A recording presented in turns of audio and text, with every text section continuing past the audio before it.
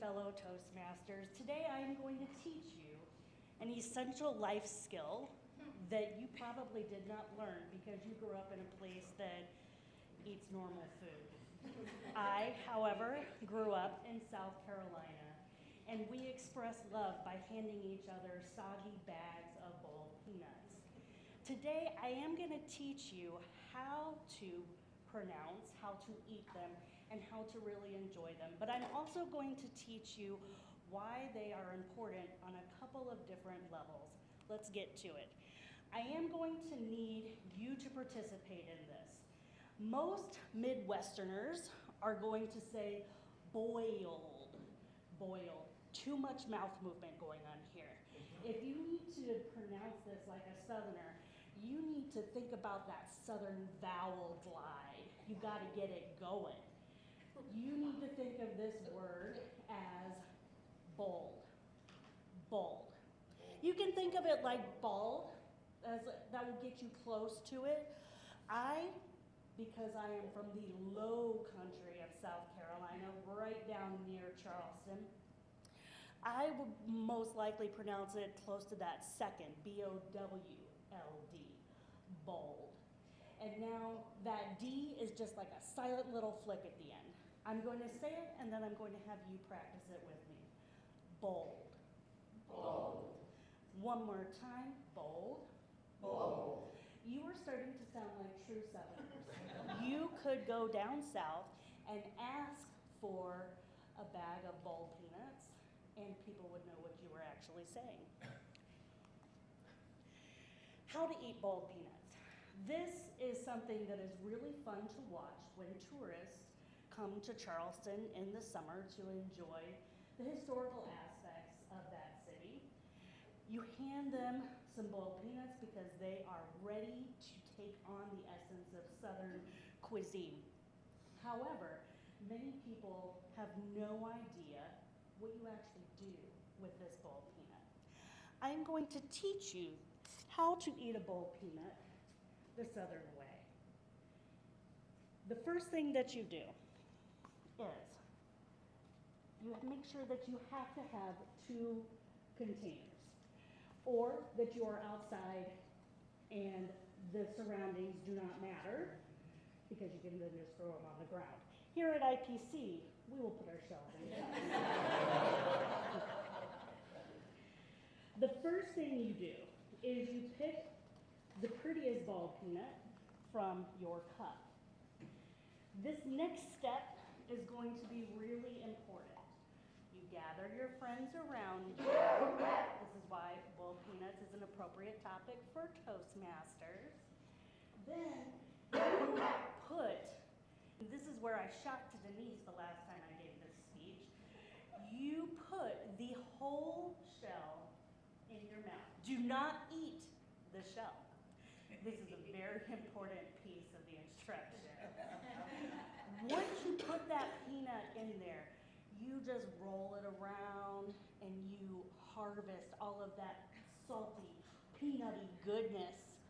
And once it feels like you got it all, if you're a true Southerner, you crack it a little bit with your teeth, and then you take it out and eat the peanuts and toss it away. Now, just like I had you pronounce boiled peanuts, we're going to practice eating them. Ready, set, eat, and enjoy. Salty flavor. So good. Get it out. Get those peanuts out. I know, that's okay. I'm pregnant, so I didn't know what you guys. I'm not looking at you and judging you. Okay. I'm simply looking at It's you not that because I you're don't there. want to, it's just I know the results. You know what? I don't judge anyone if they don't want to try the weird food of my homeland. That is totally okay. For the rest of this speech, you may, if you would like to, you may continue eating some boiled peanuts while I regale you with some stories about them. One of my first memories as a child is sitting in the back of the car with my sister driving up Highway 78 with my mom, and there would be, as a 4-year-old, what I thought was an old man. I thought he was just older than dirt. But he had a boiled peanut stand, and we would see Poppy's boiled peanuts, and whenever we saw him, we would just yell. We would just yell from the back seat, "Mom, Mom, boiled peanuts, Poppy's here, because he wasn't always there.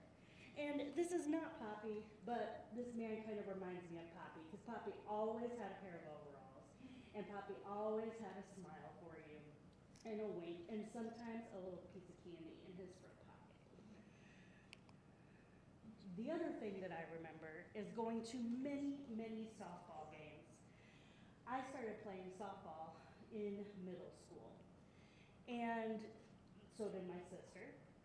We were out there practicing or playing games, double headers in the South Carolina heat like it was nobody's business. And they sold boiled peanuts all the time. And we would just eat them and eat them and eat them. And they had those metal bleachers. And one day I happened to be sitting there and I looked down and I was like, holy crap, these people, we eat a lot of boiled peanuts here. It was like a mound of them underneath the bleachers.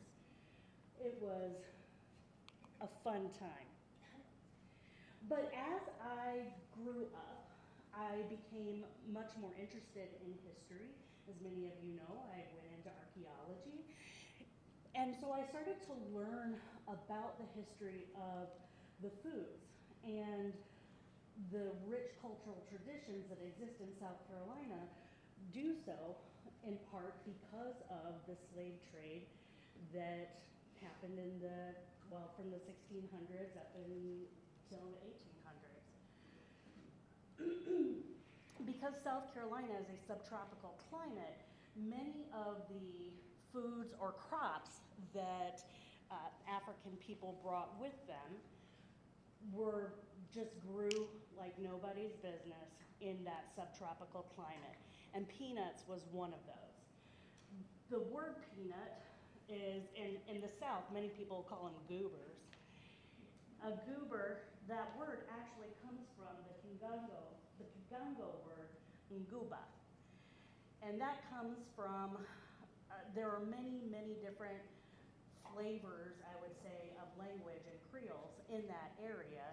And to me, when I look into the history of Southern cuisine, not only do I enjoy the food more, it just takes on a depth because I understand that this was a way that enslaved people who were in a system that was very much about dehumanizing them, cooking food that they were familiar with was a way of asserting control and some autonomy, very little autonomy, but it was a way to connect with friends and family there, or to make friends and family, and to remember where they came from. Peanuts are easy to grow, and they are pretty nutritious. So many many slaves at that time did in fact grow them and use them as additional sustenance, additional calories for their diets. This house, from what my understanding of reading about it is, it's a reconstructed slave garden and cooking area. And this garden would have shown us what a slave garden would have looked like and what they might have grown for themselves, just for themselves, their families. And peanuts would have been one of those. The history, the fact that you eat peanuts with friends and family and share stories, to me that brings just a depth to it and a richness to it for me that goes beyond the food itself. When a Southerner comes up to you and they hand you a soggy wet bag of boiled peanuts, they're actually handing you memories and friendship. And now you have learned a life skill and you now know what to do with it. My last piece of advice will be, don't eat the shell.